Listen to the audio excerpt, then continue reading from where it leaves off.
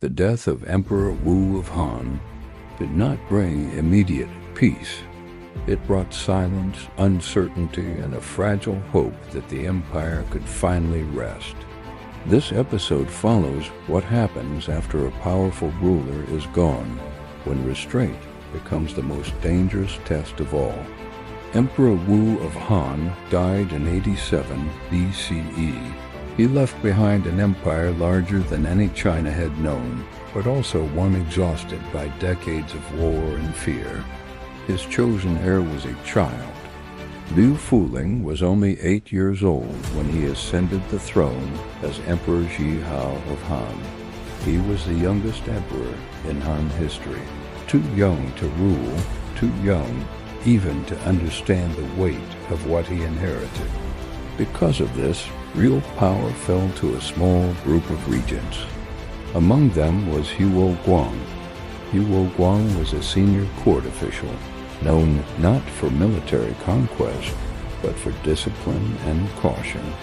He had served Emperor Wu loyally, and now he was entrusted with protecting the dynasty itself. From the beginning, Huo Guang made a deliberate choice.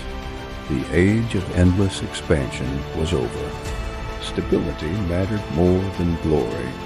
Military campaigns were reduced. Taxes were lowered. Forced labor was eased, allowing farmers to return to their fields. For the first time in years, the empire began to breathe. At court, the atmosphere changed. Harsh punishments became less common. Officials were encouraged to speak carefully, but honestly. The fear that had defined the final years of Emperor Wu slowly receded. Young Emperor Zhao grew up surrounded by restraint rather than ambition. He listened more than he spoke. He learned to rule an empire that no longer sought constant war. Externally, the Han maintained its borders rather than pushing them outward. The Zhongnu threat did not disappear, but conflict was managed through diplomacy and defense, not obsession. This period would later be remembered as a time of recovery, not because it was dramatic, but because it was careful. But calm does not last forever. Emperor Zhao died young, without an heir. Once again, the question of succession returned, threatening to undo the fragile balance that had been rebuilt. Huo Guang faced a decision that would shape the future of the Han Dynasty. He would choose the next emperor himself.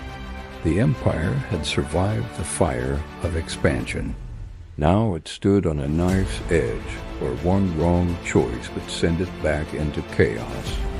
And as power quietly shifted behind the throne, a new chapter began, one where control mattered more than conquest, and loyalty would soon be tested in ways no army could resolve.